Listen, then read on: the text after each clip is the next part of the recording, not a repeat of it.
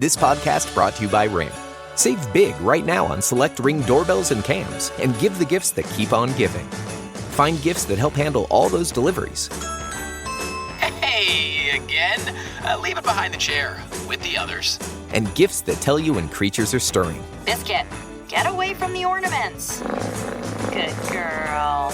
Shop the holiday sale for deals on select devices at Ring.com. Find unexpected gifts for less right now at Ring.com. 1, 2, 3, 4. Those are numbers. But you already knew that. If you want to know what number you're going to pay each month for your car, use Kelly Blue Book My Wallet on Auto Trader. They're really good at numbers. Auto Trader.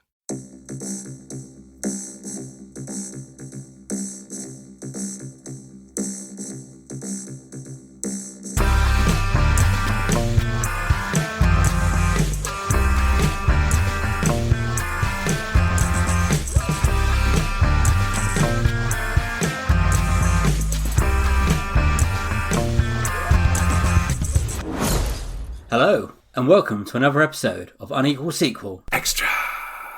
Welcome everyone. How are we all doing? That's Rich making his little noise. You can't see what he's doing there, but it was ridiculous. How are you, Rich? It's just a little jazz handsy dance. No one sees jazz hands. I know, it's for you. Oh, thanks. I'm good, mate. I'm good. I'm really happy that it's finally November and I can legally start watching Christmas movies. Oh, God, you're one of those people, aren't you? Yeah, I am. I would watch them in July if I was allowed, but my wife won't let me. They're silly. I would wait until December at least. No, 1st November. So what have you 1st watched November so far? and then you're allowed. I haven't actually watched any. It was my wife's 40th birthday yesterday, so we went to watch Harry Potter because she loves Harry Potter. And how was it? It was the 20th anniversary of The Philosopher's Stone, which is the worst movie. Well, actually, maybe the second one's the worst movie, I don't know. Second one's the worst one. Yeah. It was okay. It was long.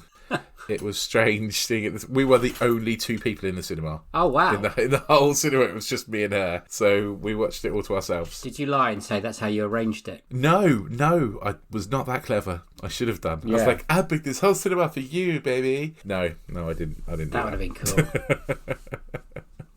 I should have done that. Did you at least get some popcorn or something? I took her out for a Thai meal afterwards. Lovely. I'm nothing if not generous. And romantic. Nothing says romance more than a tie. It's her favourite. Oh, come on. It's okay then. I took her to see her favourite movie. Well, one of her favourite movies. I took her for her favourite meal. So, she got spoiled. It's all good. Oh, wow, that's a good gift. And a bouquet of chocolate. So should we roll on with this episode? Yeah, we probably should. What are we doing for this extra special? Because the sequel gods didn't drop anything on us, so... Nah, again... we are doing our top 5 animated sequels. And why isn't it not top 10? I don't know, because I only thought of 5. Yeah, 5 was a struggle. So... I was more thinking of you, because I know you really struggled with this, right? Yeah, I did. Yeah, and I thought you would when I suggested it. Yeah, I probably could have got to 10, but it would have been scraping the barrel. I definitely could have done 6. Probably 7 quite easily. Okay. But 10 would have been scraping the barrel. But there's more bad ones than good ones, isn't there? Oh yeah, of course there are. There's loads of bad ones. But basically any Disney sequel from the 90s, awful. And Cars 2. Yeah. If anyone's listened to the whole of our first season. Oh God. And Cars 2. Terrible. We could easily have done a top 100 bad animated sequels. Yeah. Definitely. Without issue. But I wanted to be a bit more positive than that. Yeah. There's only so many times you can hear one man slate Cars 2. It is shit. It is shit. Is that your worst ever animated sequel, do you reckon? Or is that... Oh, I'm sure there's worse. I'm sure that... I think that Hunchback of Notre Dame one we had to watch... Oh, that was bad, yeah. For last season was bad. At least Cars 2 looks all right. Yeah. It doesn't look like it was drawn by someone who was drunk. It's... That is fair enough. That is fair enough. And I haven't seen Lion King 2, Simba's Pride, or I was about to say Simba's Revenge, but that would be a very different film. That would be a very different film. I'd quite like to see that. But I would also watch it, yeah. Shall we start number 5 then? And I'm going to let Is there any Yes. rules that you didn't tell me about this time that I... No, just that they're animated. They've got to be completely animated. Yeah. So not like live action animation. So not Paddington 2, I'm afraid. Yeah, I was trying to sneak that in That's there. too easy. Yeah, you were. But no, it can't be. It's got to be totally animated. Yeah. And any kind of animation. It can be stop motion. It can be like Pixar style. It could be old Disney style. And yeah, it's our top 5. Although I feel I have an honourable mention for 6, but maybe we'll talk about that later. We'll go afterwards. Because it might be one that you talk about. Yeah, what's your number 5? My number 5, which might be controversial, I don't know. I'm not sure how many people actually like this movie, but I like it, is Wreck-It Ralph 2, Ralph Breaks the Internet. And I thoroughly enjoy this movie. I don't think it's going to massively stand the test of time, because there are a lot of current internet-based references in it, and I'm pretty sure there's some companies they talk about that are already out of business. So I'm not sure it's going to massively stand the test of time, but I really like it. I really like the Wreck-It Ralph universe anyway. Yeah. I love all the other computer game references and stuff that come into it. I think it's really cool. I really like Sarah Silverman as Vanellope. I think she is brilliant. And it's a film that I can watch with my son and we'll both enjoy, which you can't say very often about many movies. Would you say that's how most of your list is going to describe most of your list? Yeah, definitely. Most of my list. I'm not sure. Yeah, there might be a couple that I like more than he does, but this is one we definitely both like. Yeah. I went to a screening of this, of Ralph Breaks the Internet. I sat pretty much next to Jonathan Ross. Not that I'm name dropping there, I think. And I I remember, I think I cried a little bit in this film. I like Wreck-It. Really? It's not in my top 5, but it is in my honourable mentioned bundle. It was a point that really meant a lot to me. It's like how friends, you can still be close to friends but not see them for a while, kind of thing. Because our friends from uni, we don't get to see each other very often, but when we put back together, it's like we've never been away, kind of thing. Yeah, absolutely. And it's like I haven't seen some of our friends for like a good couple of years, but I know for a fact when we all get back together, it'll be exactly the same as it was 10 years ago. Yeah. You know, play tappy buttons, eating pizza, and ripping on James. Yeah, pretty much. Yeah. I agree. I like this film. I think it's a sweet film. I'm glad you've picked it. You're not going to hear any hate from me about this one. I think it's better than the first one as well. Do you know, I think it probably is too.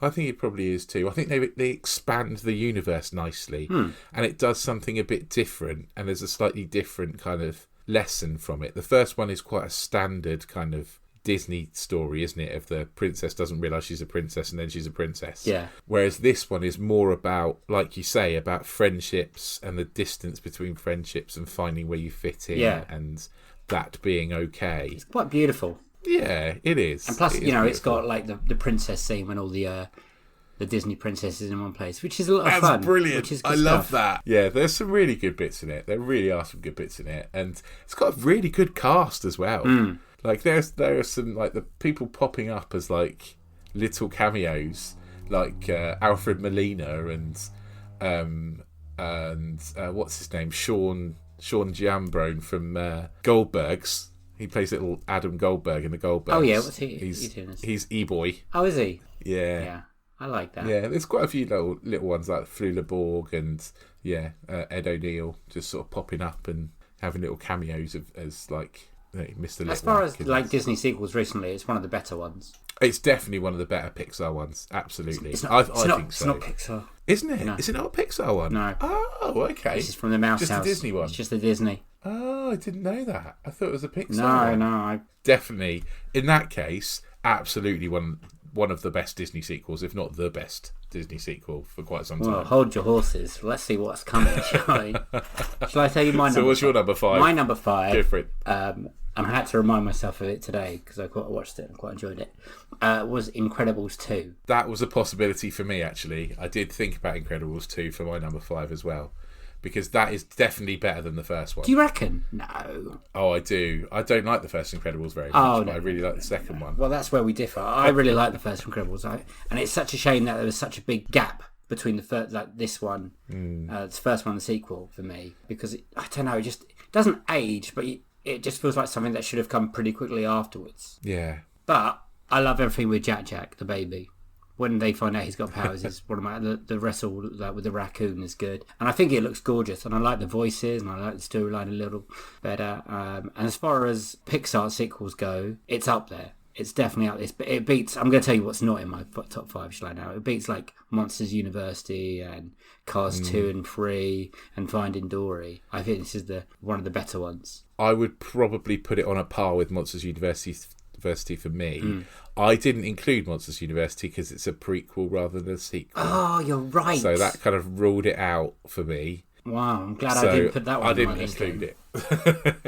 But I do, I don't know. I don't have a massive love for the first Incredibles movie, and I think that's very personal to me. I think everyone else in the world loves it and disagrees with me. Yeah. But I do like the second one. I find the second one a lot more entertaining, and I enjoy it. Oh, that's good. Well, I'm glad you enjoy it more than the first one, even though I completely disagree with you. But, and like I said, the wait was too long for a sequel, and by the time the sequel came along, I don't think there was much clam before it. It was like, oh, wicked, this would be great. But if there was like 3 years afterwards, like a Toy Story 2 1 distance, I think there would have been a lot more love for it. I can't remember if it won an Oscar either. I don't think it did. So, did you have any more that just missed out on your top 5? Yes, 2 more. Okay. But what's your number 4? My number 4 could be an interesting choice, Okay. but actually, I think a lot of people love this movie because it's the highest rated on IMDb of all my choices. I think it's an interesting choice because it actually only has one actor in it, and that is Wallace and Gromit's The Wrong Trousers. Okay, I've got to rethink all my choices now because I didn't think that would be allowed. Why not? It's animation. Yeah, but it's like it's not long enough to be a movie. Oh, it is. Okay. It's a movie. It's a short film, I guess, but it still counts for me. Yeah, well, I'm going to allow it, and I'm also going to say I fucking love Wallace and Gromit. I think they're brilliant. I think this is clearly the best one. I was obsessed with this when I was little as well. I love this film. And how can a film be so good and only have one voice actor in it? I don't know. It's just Peter Sallis on his own. And how can your favourite character? Well, my favourite character is Gromit. Not talk. And the penguin's good and not talk. The penguin's amazing. The penguin is so sinister and says nothing. It's brilliant. What's your favourite moment of Wrong Trousers? Oh God, loads. I can't. Close Shave would be in all this as well. Then Close Shave, Close Shave's a good one too. I just like the whole thing about Wallace's trousers being controlled by a penguin who's an evil bank robber.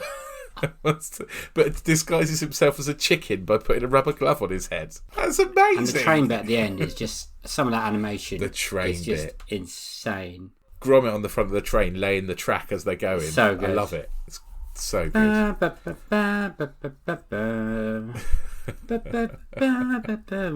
That's the music, right? Yeah, that's it. Musical interlude for everyone at home. I love Wallace and Gromit. When I do my rest of my top 5 listeners, always remember that I probably like Wallace and Gromit more than any of these. I thought you were going to tell me off, and that'd make me take it out because it's only a short rather than because I love it too much. Full feature-length movie. But it is good. This did win an Oscar, didn't it? It must have won at least one. Yeah, like a short film animation or something. Yeah, it must. I'm sure it but must this have won. is Close Shave in your other top 5. Close Shave is not in my top 5, but only because I thought it would be too much Wallace and Gromit and I wanted to share it out a little bit. Okay, cool. And it was close between Close Shave and Wrong Trousers for this one for me. Yeah. But Wrong Trousers just pips it just because I love the penguin. I like the scene when they figure out that he just takes his hat off and they realise, it's him! Which is it's just genius. Yeah. It's like a Superman kind of reveal. Yeah, it's so good. Oh, man. It is. It's really good. I'm still happy with my number really 4. But now you're kicking yourself. You didn't pick Wallace Oh, and it's going to Gromit be an then, right? absolute... Yeah, it should actually go to number 5 at least then and kick out The Incredibles 2. Okay, number 4 for me is Shrek 2. Oh, nice. Good. I have got that later. Oh, good. I think Shrek 2 is the best out of all the Shreks. Shrek 3 and... They've only gone to 3 and 4, haven't they? They're dire. Shrek 2 is the best. There's also Shrek the Halls. It's like a little short, isn't it? Christmas. Yeah, but Shrek 2 is just so good. I love Shrek 2 is the pinnacle and it's downhill. I love the there. musical interlude, 2004. I found the little jokes hilarious. It's the I found it really enjoyable. I think it's better than Do I think it's better than the first one? I think it might be. I think people might disagree with me there because I quite like Shrek. I think it's better than the first one. I agree with you. It's got better jokes. Yeah. It's got less pop culture references, so it's less dateable than the first one. Yeah, but some of those pop cultural bits are quite funny. But I like the funny, whole siege at the end on the castle, and I like Jennifer Saunders as the fairy godmother. I love Jennifer Saunders in this movie, and Antonio Banderas as Puss in Boots. That's what a good sequel. We talk about it quite often. A good sequel does is add decent second characters. It doesn't rely on what's already there. Absolutely. And the introduction of Puss in Boots, it was great. I mean, the Puss in Boots spin-off film is terrible, and they've ruined it from that. But and like I said, the sequels after 3 and 4, which was Forever After, and I can't remember what the third one was called. But 2 is definitely, like you said, it's the pinnacle. I think it's the funniest.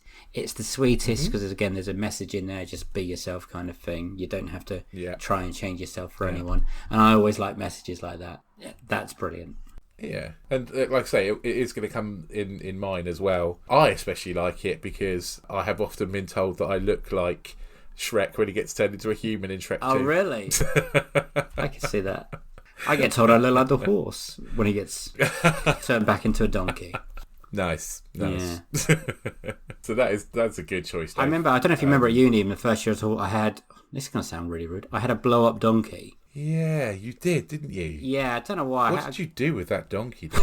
I don't know. I think we had it in the second years in the house as well, where it was just upstairs in the lounge. I got it through work somehow, like I don't know, for a drink. Because I worked in a bar, so I'm not quite sure how I got a blow-up donkey either, to be honest. But it was really lifelike. Well, that sounds wrong as well. I didn't fuck the donkey.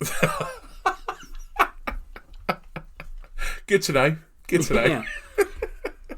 Go on. What's your number? What's your next one? My number 3 is How to Train Your Dragon 2. Talking of sequels that are better than their originals, I think 2 of How to Train Your Dragon is better than the first one. Again, for the sort of the same reasons. I think the jokes are funnier. I think the message is better. It's more emotional. The performances in it are great. I just think it's a lovely film, actually. I think the baddie in it is scarier. Got this on my list of honourable mentions, and it's only not in the top 5 probably, is because I've only watched it once and I can't really remember it. Okay. I've watched it a few I've never times. watched number 3, so there's a spoiler for you if you're wondering what's going to come in my next top 5, but I've never seen the third How to Train a Dragon. Also good. It's good, I hear they're really nice. And the animation's all really good, and I like the messages. This is what most of my favourite animations, they've got to be some kind of message in them that relates to me or I find moving. And this is the one, spoilers if anyone hasn't seen it, this is the one where Hiccup goes and finds his mum, basically. His mum's missing in the first one. His mum went missing a long time ago, presumably eaten by dragons. And then what they find out is that actually she's been saving the dragons and looking after them all the time. In some sort of ice palace, like, Superman's Fortress of Solitude. Yeah, I remember enjoying it. I just can't really remember it very well. It's great.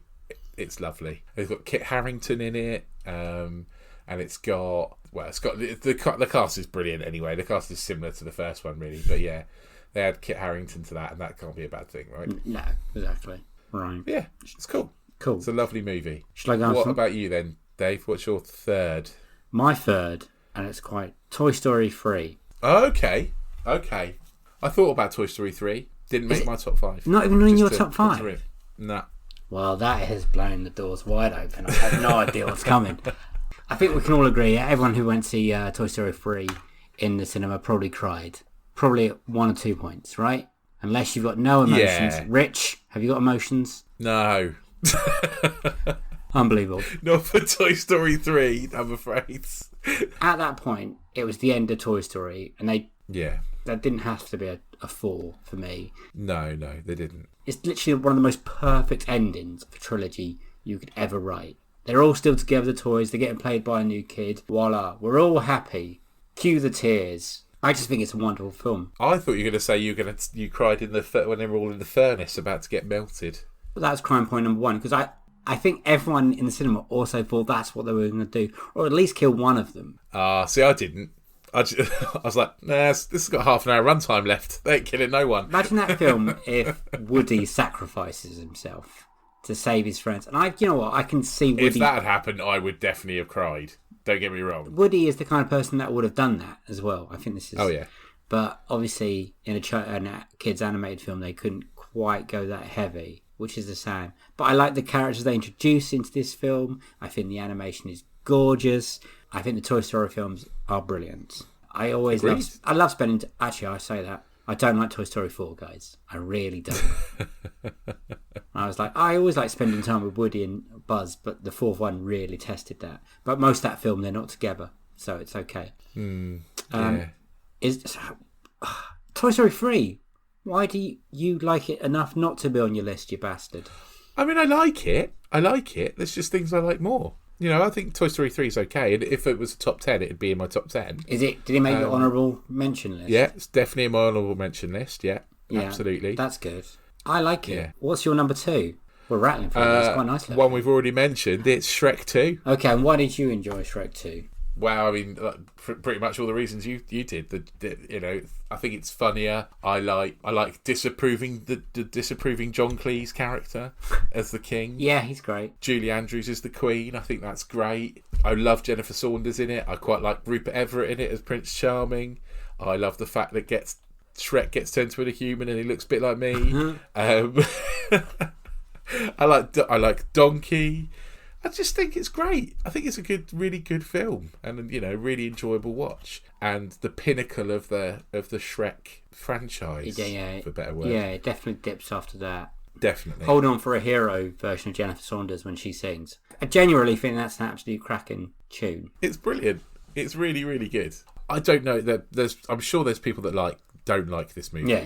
Because a lot of people hate on the Shrek movies, just all of them. But actually, I don't see whether there's anything not to like about this movie. I think it's great. Have you showed this to George, your kid? I don't think we've watched it yet, actually. I don't think we've watched Shrek or Shrek 2. Oh, that's going to be exciting. So that might be a new one to watch. That's a good shout. Yeah, about to say, how does it play with kids? But yeah, no, I'm sure he'd like it. We've watched the Puss in Boots movie together. Do you remember when it came out? Were you excited to go and see it when it first came out in 2004? I think it was. I can't remember, to be honest. We were at university. I would have probably not watched it at the cinema. But yeah, I think that I wouldn't have watched it that summer, but I would have watched it when it came out on DVD. In fact, I own it on DVD, so I definitely would have bought it around. Yeah. then.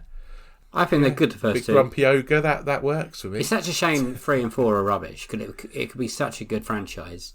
I mean, it makes lots of money anyway. Like you said, there's a Christmas The spin-off. Shrek movies suffer from something. Do you remember back in our first episode of Series 1, Helen O'Hara mentioned the Shrek movies, that there's zero growth For the characters, from yeah, Shrek. you're right. For the characters, yeah. And it does suffer from that in the later ones, absolutely. But I think there's a bit of growth in 2. A little bit. Not a lot, but a little bit. But yeah, I think it's good. It's a good movie. I enjoyed it.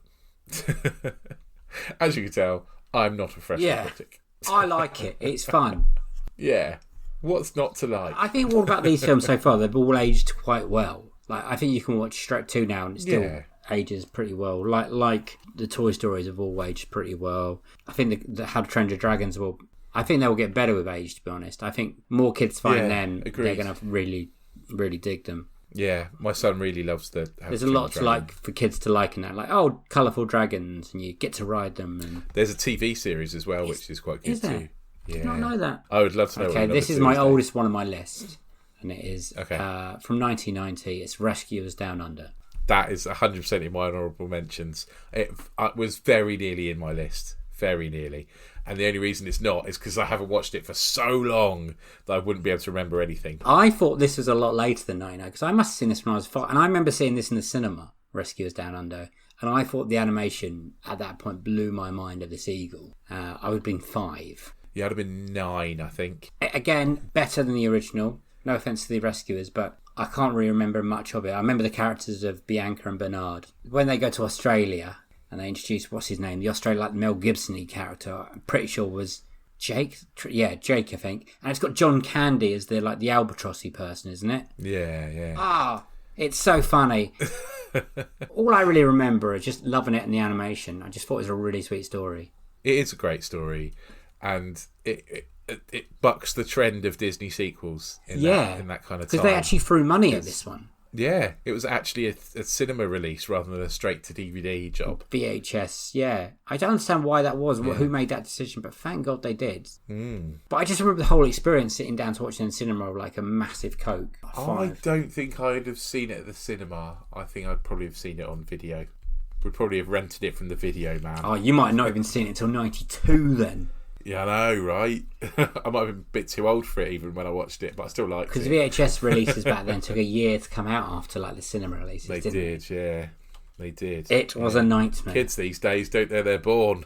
They're so lucky. Like, it's a few weeks and it's out now. Back in 91, I had to wait a year for Rescuers Down Under. Yeah. No, that's streaming and nonsense. for a while, it's all I knew of Australia as well. Really? Yeah. I'm trying to explain to my son the other day about what happened before Netflix. Oh my God. What do you mean there was no Netflix? No, it's just a VHS store. You had to go to a shop. I was like, there were 4 channels on the TV and you had to get up and press the buttons. And he's like, you're lying. Back in my day, you were lucky that you got 4. I got 3. Channel 4 never worked. Brilliant. Yeah. But Rescuers Down Under, by far the best Disney animated sequel. Yeah. It's my favourite. I'm gonna. Yeah, not non-Pixar. Non-Pixar, because I think we're both gonna have the same number one. Well, I don't know actually, because Ralph Breaks the Internet's better than. No, it's not. No, it's not. Do you not think? No. No, I think it is for me. But anyway. I think Rescuers Down Under still holds up today if you watch it. Yeah.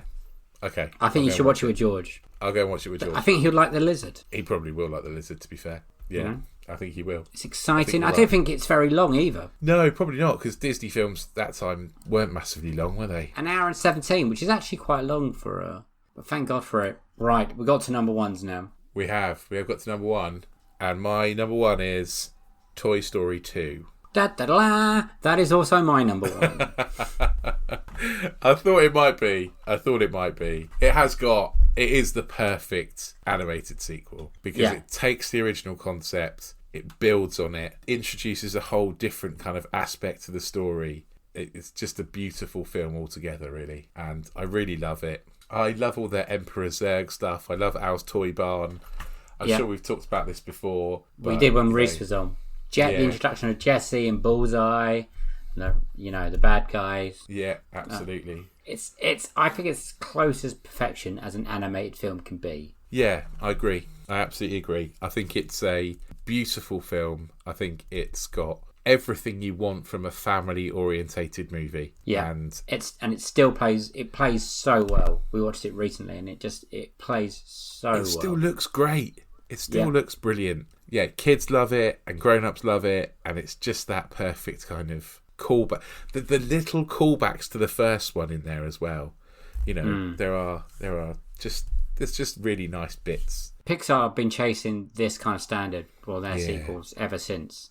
I mean, Toy Story 3 is great. Yeah. But then if we're looking at other sequels like Finding Dory. No, I think Finding Dory's okay. It's sweet, but it's not this level. And it would have scraped in at 10 if we'd done a top 10. Yeah. It's not in my honourable mentions, though. No. My other honourable mention was Kung Fu Panda 2. Yeah, I had that as a possibility. I enjoy those films. They're fun. I think the animation's really good. And I think Jack Black as Poe is just excellent voice casting. Yeah, if we were doing voices, he would have been in there. Toy Story 2, absolutely number 1. What a winner.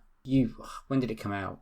99, wasn't it? Toy Story 2? 99. It's 99 and it still looks lovely today. The marketing was so good for it as well. Like the toys are back in town. Brilliant. And I just, like I say, it just adds that extra bit of characters in there. The Emperor Zurg and Wheezy and then to go to like Jessie and the Prospector and Bullseye and give Woody that whole kind of like the lovely scene of Woody reacting to all the merchandise, which is actually just Tom Hanks reacting to all the merchandise. Yeah, it's wonderful. I think that's brilliant. I like how they gave more screen time to the other toys like Rex and Ham and Mr. Potato Head. they came more flushed out characters as well. And Rex is my favourite character. Yeah, Rex is brilliant. Rex is great. That's Wallace Shawn, isn't it? Rex. I believe so. Yeah. Who's in? Is it Princess Bride? He's Princess Bride, isn't he? Inconceivable. Yeah, that guy. Yeah, that's Rex. Any other honourable mentions that you have on your list? I think we've mentioned them all, to be honest. Cars 3, maybe, because I quite like the Cars movies, and I quite like Cars 3. But you don't like Cars 2? No, I hate Cars 2. Okay. And possibly like Hotel Transylvania 2. Oh, well, I think it's a real struggle to find a decent animated sequel. Honestly, I think it's really hard. Putting the Wallace and Gromit in has made it slightly easier. I might be able to get to 10, but then you're looking at like I don't know, Return of Jafar and stuff like that. No. Yeah, these are about in Pocahontas 2 and stuff like that. And no. Return to Neverland and no, you've got better ones than that. Before you get to that, you've got well, I mean. It's a shame that... Oh, no, they're all shit. That's what I'm saying. They are shit. It's a shame that Sing 2 got delayed, because we could have been talking about Sing 2 now. Sing 2, I'm pretty sure as soon as the Into the Spider-Verse comes out, that's going to go rocketing number 1. Yeah. So if you ask me next year, if that's not number 1, I'll be bitterly disappointed. That's how much I'm expecting that to be amazing.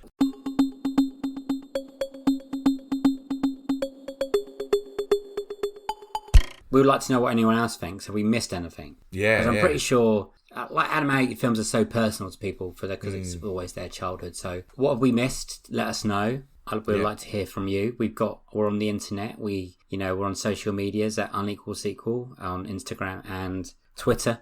Email address, I'll do it, Rich, is unequalsequel@hotmail.com. Get involved, get in contact. We'd love to hear from you. Rich, we got anything else to plug? Or no, I was enjoying my little break.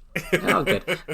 We are coming back in 2 weeks' time, 15th of November. Full series coming back. New interview episodes. It's going to be absolutely cracking. And we're going to be some guests on some podcasts as well. So if you want to expand your podcast horizons, we're going to be guests on a few other podcasts. Keep an eye out for us. We'll be popping up in certain places. We'll let you know closer to the time about which podcast we're going to be on. You can hear us talking about stuff and things. I love stuff and things. Anything else we're missing? I don't think so. Just make sure you go back and listen to all the other episodes if you haven't done already. If this is the first one you've tuned into, definitely make sure you go back and listen to the interview episodes in series 1. Like Dave said, series 2 starts on the 15th of November. Our guest is brilliant. You will want to listen to all the series 1 episodes then. And that's it, really. Make sure you do that, and we'll see you again soon. That's a goodbye from me. Bye-bye. And a goodbye from him. Bye! Have a good week.